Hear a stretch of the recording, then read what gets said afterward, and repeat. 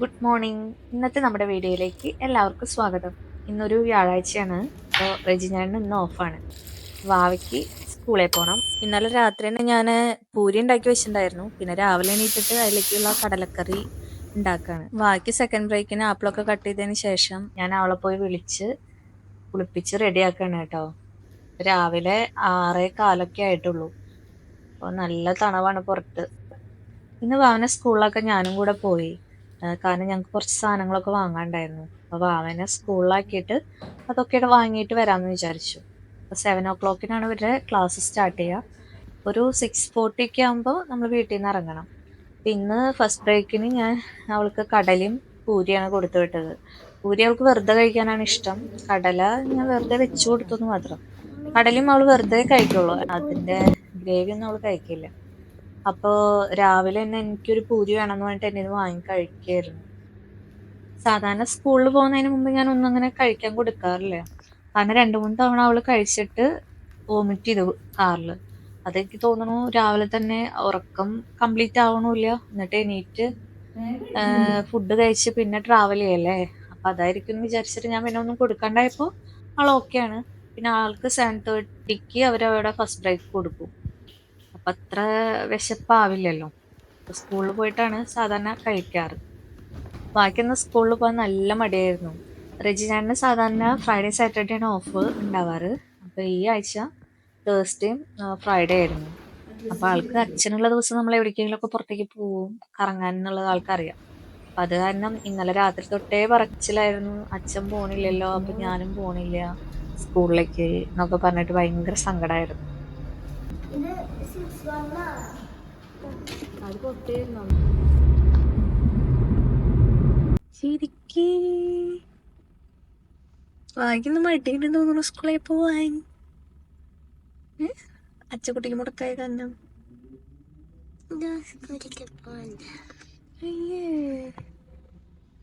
ഞാനും സ്കൂളിലാക്കിട്ടാണ് അച്ചക്കുട്ടിക്ക് അമ്മയ്ക്കും കറങ്ങാൻ പോയി. ഞങ്ങക്ക് ഇറങ്ങണ്ടേ? വണ്ടിയുണ്ടോ വായിക്കുന്ന സ്കൂളിൽ പോവാൻ? സ്കൂളിൽ പോയാലല്ലേ വായിക്ക് പഠിക്കാൻ പറ്റുള്ളൂ. അവിടെ ഫ്രണ്ട്സ് കാണാൻ പറ്റുള്ളൂ. എനിക്ക് ഫ്രണ്ട്സിനൊന്നും കാണില്ല. എന്തേ? എനിക്ക് സ്ഥലത്തേക്ക് പോകേണ്ടത് സർപ്രൈസ് സ്ഥലത്തേക്ക്. പാർക്കൊന്നുമല്ല. അതെവിടെയാ നടക്കണേ? ഓൾഡ് എയർപോർട്ടിലെ വാട സ്കൂളിലേക്ക് പോകുന്ന വഴിയിൽ കണ്ടൊരു കാഴ്ചയാണ് കേട്ടത്. ഇതെന്താന്ന് വെച്ചിട്ടുണ്ടെങ്കിൽ അവര് പുല്ലിന്റെ സൈഡ് കട്ട് ചെയ്ത് കൊടുത്തോണ്ടിരിക്കുകയാണ്. റെജിനാട്ടൻ പറഞ്ഞതാണ്. ഞാൻ ആദ്യമായിട്ടാണ് ഇങ്ങനെ ഒരു സംഭവം കാണുന്നത് ഇവിടെ.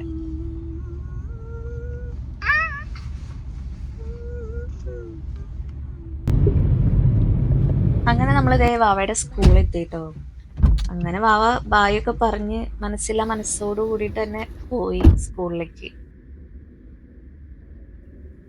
അങ്ങനെ വാവനെ നമ്മൾ സ്കൂളിലാക്കിയിട്ട് നേരെ പോയത് മത്സ ഹൈപ്പർ മാർക്കറ്റിലേക്കായിരുന്നു. അപ്പോൾ അവർ സോഷ്യൽ മീഡിയയിൽ ഗംഭീര ഓഫറൊക്കെ ആയിരുന്നു കൊടുത്തിട്ടുണ്ടായിരുന്നത് പല സാധനങ്ങൾക്കും. പക്ഷെ നമുക്ക് വേണ്ട സാധനങ്ങൾക്കൊന്നും അത്ര വലിയ ഓഫറൊന്നും ഉണ്ടായിരുന്നില്ല. അപ്പോൾ കുറച്ച് വെജിറ്റബിൾസ് വാങ്ങണമെന്നുണ്ടായിരുന്നു, പക്ഷെ അതൊന്നും അത്ര ഫ്രഷ് ആയിരുന്നില്ല. അപ്പം ഞങ്ങൾ വെജിറ്റബിൾസ് ഒന്നും എടുത്തില്ല. അരി, പാല്, പഞ്ചസാര, മുട്ട, അങ്ങനത്തെ സാധനങ്ങളൊക്കെ വാങ്ങി നമ്മൾ പോകും.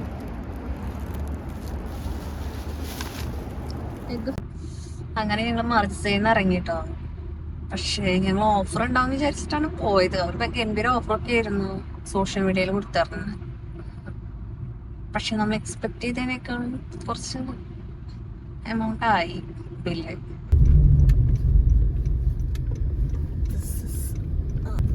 അങ്ങനെ ഞങ്ങളിതേ വീട്ടിലേക്ക് എത്തിയിട്ടോ. രാവിലെ ഇറങ്ങുമ്പോൾ ഞങ്ങൾ ബ്രേക്ക്ഫാസ്റ്റ് ഒന്നും കഴിച്ചിട്ടുണ്ടായിരുന്നില്ല. കടല ഞാൻ ജസ്റ്റ് ഒന്ന് വേവിച്ച് വെച്ചിട്ടുണ്ടായിരുന്നുള്ളൂ, കറിയാക്കി ഉണ്ടായിരുന്നില്ല. ഞാൻ വന്ന പാടെ അത് വേഗം കറിയാക്കി പിന്നെ ചായ വെച്ച് ഞങ്ങൾ ബ്രേക്ക്ഫാസ്റ്റ് ഒക്കെ കഴിച്ചു. പ്രഗ്നൻസി ടൈമിൽ ഏറ്റവും കൂടുതൽ ആളുകളും ഡോക്ടേഴ്സായാലും സജസ്റ്റ് ചെയ്യുക മത്തി കഴിക്കാനാണല്ലോ. ഇവിടെ നമ്മൾ സൂപ്പർ മാർക്കറ്റിലൊക്കെ പോയാലും അവരത് ക്ലീൻ ചെയ്ത് തരാറില്ല. അപ്പൊ കഴിഞ്ഞ ദിവസം ഞാനിവിടെ സൂപ്പർ മാർക്കറ്റിൽ പോയപ്പോൾ ആള് ഞാൻ പ്രഗ്നന്റ് ആയിരിക്കണ കണ്ടിട്ടാണോ എന്ന് അറിയില്ല, ആളത് എനിക്ക് ക്ലീൻ ചെയ്ത് തന്നു. എനിക്ക് ഇവിടെ ഫിഷ് ഇങ്ങനെ ക്ലീൻ ചെയ്യാതെ വാങ്ങണത് ഇഷ്ടമല്ല. കാരണം വെച്ചിട്ടുണ്ടെങ്കിൽ നമുക്ക് അതിന്റെ വേസ്റ്റും സ്മെല്ലും ഒക്കെ ആകുമ്പോൾ ഭയങ്കര ബുദ്ധിമുട്ടാണ്. നാട്ടിലാണെന്നുവെച്ചിട്ടുണ്ടെങ്കിൽ പിന്നെ അതിനുള്ള സൗകര്യങ്ങളുണ്ടല്ലോ. അപ്പം ഞാൻ ആദ്യം വേഗം ഫിഷിനുള്ള സംഭവങ്ങളൊക്കെ കട്ട് ചെയ്ത് ഫിഷ് കറി ആക്കി. പിന്നെ നമ്മൾ വെജിറ്റബിൾസ് വാങ്ങാൻ പോയിട്ട് നമുക്ക് ഫ്രഷ് കിട്ടാത്തതുകൊണ്ടൊന്നും വാങ്ങിയില്ല. അപ്പോൾ ഉണക്കപ്പയറുണ്ടായിരുന്നു, അത് ചെറുതായിട്ട് ഉപ്പേരി പോലെ ആക്കിയിട്ട് വെച്ചു, ചാറില്ലാതെ. അത് കഴിഞ്ഞിട്ട് റെജിനേട്ടന് ചാള വലിയ താല്പര്യമില്ല. റെജിനേട്ടൻ പറഞ്ഞു റെജിനേട്ടൻ ഓംലെറ്റ് ഉണ്ടാക്കാൻ വേണ്ടിയിട്ട് ഓംലെറ്റും ഉണ്ടാക്കി. ഞങ്ങളിപ്പോ വാവയുടെ സ്കൂളിലേക്ക് പോയിക്കൊണ്ടിരിക്കുകയാണ് പിക്ക് ചെയ്യാനായിട്ടുള്ള. സമയം 1:33 1:30 വരെയാണ് ക്ലാസ് ഉള്ളത്. ബാക്കി എന്നും സ്കൂൾ വിട്ട് വീടെത്തുന്ന വരെ പറയാൻ ഒരുപാട് കാര്യങ്ങൾ ഉണ്ടായിരിക്കും കേട്ടോ. അതില് എന്നും പറയുന്ന ഒരു കാര്യം എന്ന് പറഞ്ഞു കഴിഞ്ഞാൽ ബ്രേക്ക് കഴിക്കാതിരുന്നതിനുള്ള റീസൺ ആയിരിക്കും. ബെല്ലടിച്ചു, ഇന്ന പ്രോഗ്രാം ഉണ്ടായിരുന്നു എന്നൊക്കെ പറയും. പിന്നെ അവൾ എന്നെ ബിൽഡപ്പ് ചെയ്യുന്ന കുറെ സ്റ്റോറീസ് പറയും. നമ്മളത് ആദ്യമായിട്ട് കേൾക്കണ പോലെ ഇങ്ങനെ കേട്ടിരിക്കും. അതെ, എന്റെ സ്കൂളിൽ ദക്ഷിണൊരു ചെക്കനല്ലേ എങ്ങനെ എനിക്കറിയില്ല, ഞാനല്ലേ കണ്ട, എന്റെ ഫ്രണ്ട് പറഞ്ഞതാ. അങ്ങനെ ഞങ്ങൾ വാവനെ പിക്ക് ചെയ്ത് വീടെത്തിയപ്പോ 2 മണിയായിട്ടോ. അപ്പോഴേക്കും എല്ലാവർക്കും വിശന്നു. അപ്പൊ ഇതൊക്കെയാണ് ലഞ്ചിനുള്ള വിഭവങ്ങൾ. ഇത് ചെമ്മീൻ ചമ്മന്തി പൊടിയാണ് കേട്ടോ. കടലക്കറി, രാവിലത്തെ കടലക്കറി ഉണ്ട്. പിന്നെ മുട്ട അപ്പം ഉണ്ടാക്കിയതുണ്ട്, ഫിഷ് കറി ഉണ്ട്, പിന്നെ പയറുപ്പേരി ഉണ്ട്. അപ്പൊ വാവ വന്ന വഴിക്ക് ഞാൻ വാവനെ കുളിപ്പിക്കും. കുളി കഴിഞ്ഞിട്ടാണ് പിന്നെ ഫുഡ് കൊടുക്കുക. അത് അങ്ങനെ ചേട്ടൻ വന്നു വൈകിട്ട് 4 മണിയാകുമ്പോൾ കൈറ്റ് ഫെസ്റ്റിവലിന് പോകണം.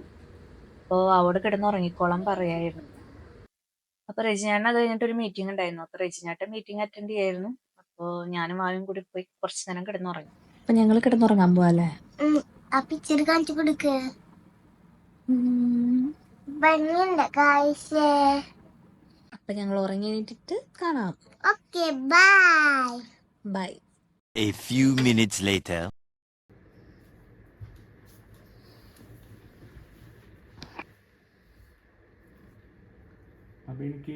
അപ്പൊ ഇന്നും രാവിലെ നേരത്തോടെ എണീറ്റ് സ്കൂളിൽ പോകുന്ന കാരണം വൈകിട്ട് വന്നു കഴിഞ്ഞാൽ ആള് കുറച്ചധികം നേരം കിടന്നുറങ്ങും.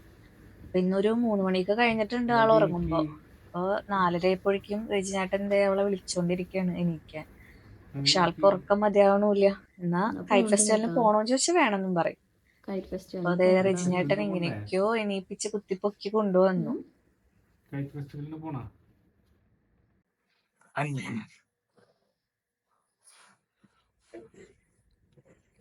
അതൊക്കെ റെഡിയാവും, നമുക്ക് പോവാം സ്ഥലത്തേക്ക്. വാ. എന്താ അവിടെ കയ്യില് കൈറ്റാ? അതെന്താ ചെയ്യാ നമ്മള്? പറപ്പിക്കോ? അവയ്ക്ക് പറപ്പിക്കാൻ അറിയോ? പിന്നെ എങ്ങനെ പറപ്പിക്കാ? ഞങ്ങൾ പണ്ട് തെമൂന്ന് ഒരു കൈറ്റ് ഓർഡർ ചെയ്തിട്ടുണ്ടായിരുന്നു. അപ്പൊ അത് ഇതുവരെ ഓപ്പൺ ചെയ്തിട്ടില്ല. ഇവൾക്ക് ബീച്ചിലൊക്കെ പോകുമ്പോ പറത്താം എന്ന് പറഞ്ഞിട്ടാണ് വാങ്ങിയിട്ടുണ്ടായിരുന്നത്. ഇന്ന് വ്യാഴാഴ്ച ആയതുകൊണ്ട് ഈ കൈറ്റ് ഫെസ്റ്റിവൽ തുടങ്ങിയിട്ട് ആദ്യമായിട്ട് വരുന്ന വീക്കെൻഡാ. അപ്പൊ അതുവരെ നല്ല തിരക്കുണ്ടെന്ന് തോന്നുന്നുണ്ട്. ഇപ്പോ ഗൂഗിൾ മാപ്പിൽ നോക്കിയപ്പോ 3.5 കിലോമീറ്റർ പോകാനായിട്ട് 22 മിനിറ്റാണ് കാണിക്കണേ. അപ്പൊ അത്രയും ബ്ലോക്ക് ഉണ്ടെന്ന് തോന്നുന്നു. നോക്കാം നമുക്ക്. ചിലപ്പോ പാർക്കിംഗ് ഒന്നും കിട്ടില്ല, കുറച്ചു നേരം റൗണ്ട് ചെയ്യേണ്ടി വരും കാറിൽ. നമ്മുടെ വീട്ടിൽ നിന്ന് ശരിക്കും കോർണിഷിലേക്ക് 4 കിലോമീറ്റർ ഉള്ളൂ കേട്ടോ. പക്ഷെ ഇന്ന് ഇപ്പൊ ഈ കൈറ്റ് ഫെസ്റ്റിവൽ നടക്കണോണ്ട് റോഡ് മുഴുവൻ ബ്ലോക്ക് ആയിരുന്നു. അതുകൊണ്ട് 1 അവർ എടുത്തു. 5 മണിക്ക് നമ്മൾ വീട്ടിൽ നിന്ന് സ്റ്റാർട്ട് ചെയ്തിട്ട് 6 മണിയായി നമ്മൾ കോർണിഷിലെത്തുന്നു.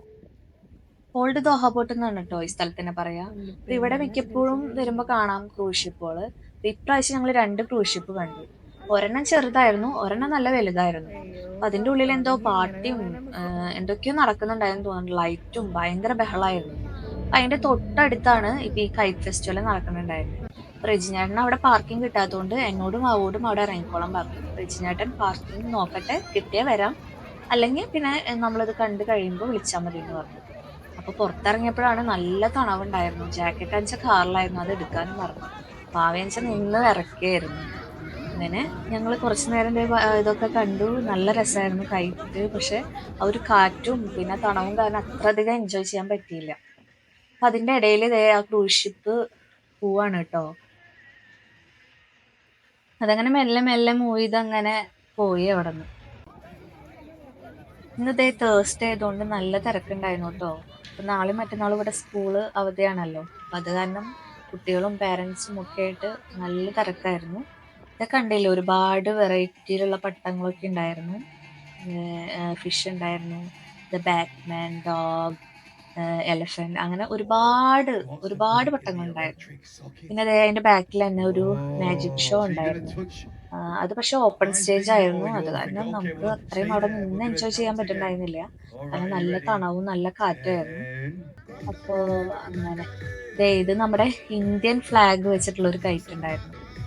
പിന്നെ അതേ ഫിഷ്, അതേ ക്യാമൽ, പിന്നെ അതേ ഗരുഡൻ, അങ്ങനെ നല്ല രസമായിരുന്നു. പക്ഷെ നമ്മൾ ഇനി ഒരു വട്ടം കൂടി പോകേണ്ടി വരും നന്നായിട്ടൊന്ന് എൻജോയ് ചെയ്യണമെങ്കിൽ.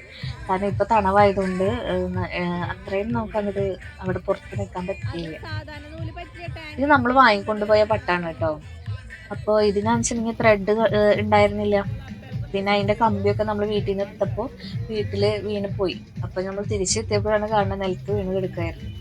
അപ്പൊ നമ്മൾ അവിടെ നിന്ന് വേറൊരു പട്ടം വാങ്ങി അയാൾ നമുക്കത് അസംബിൾ ചെയ്ത് തരാണ്. അപ്പൊ നമ്മളുടെ ഉണ്ടായിരുന്ന സെയിം പട്ടത്തിന്റെ തന്നെ ഒരു വലിയ സൈസ് ആയിരുന്നു ആ പട്ടം. ഗരുഡനായിരുന്നു. നല്ല രസമുണ്ടായിരുന്നു.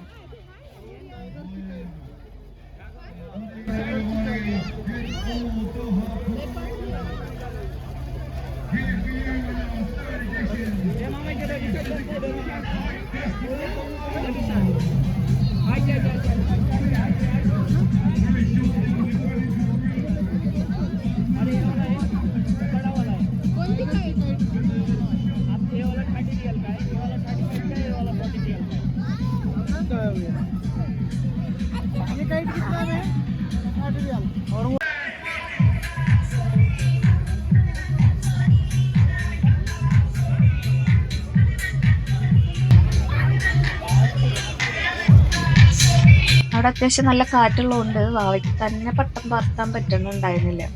അപ്പൊ റെജിനേട്ടൻ അവളെ ഹെൽപ്പ് ചെയ്തു. എന്നാലും അവളുടെ കയ്യിൽ തന്നെ കൊടുക്കാനുള്ള ഒരു പേടി ഉണ്ടായിരുന്നു നമുക്ക്. കാരണം ചിലപ്പോൾ പട്ടത്തിന്റെ ഒപ്പം അവളും പറന്നു പോകും.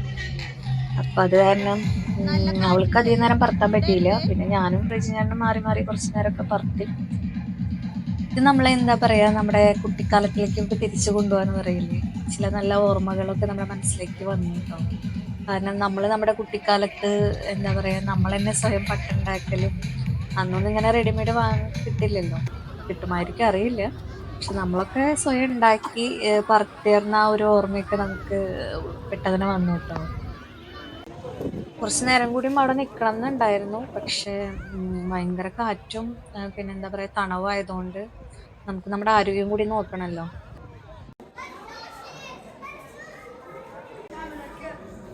ഞങ്ങളിത് അതിൻ്റെ ഓപ്പോസിറ്റ് തന്നെ ഒരു അക്വേറിയം ഉണ്ടായിരുന്നു. ഞങ്ങളപ്പോൾ അങ്ങോട്ടേക്ക് പോകാന്ന് പറഞ്ഞിട്ട് അങ്ങോട്ട് പോയി. അപ്പം അത് അത്ര വലിയ സംഭവമൊന്നുമല്ല, ഒരു ചെറിയൊരു സെറ്റപ്പാണ്. അതിൻ്റെ ഗ്ലാസ്സൊക്കെ നല്ല ക്ലിയർ ആയതുകൊണ്ട് തന്നെ നമുക്ക് ഫിഷിനെയൊക്കെ നന്നായി കാണാൻ പറ്റി. അപ്പോൾ ബാക്കി കുറേ നേരം അവിടെ നിന്ന് എൻജോയ് ചെയ്യാനായിട്ട് പറ്റി.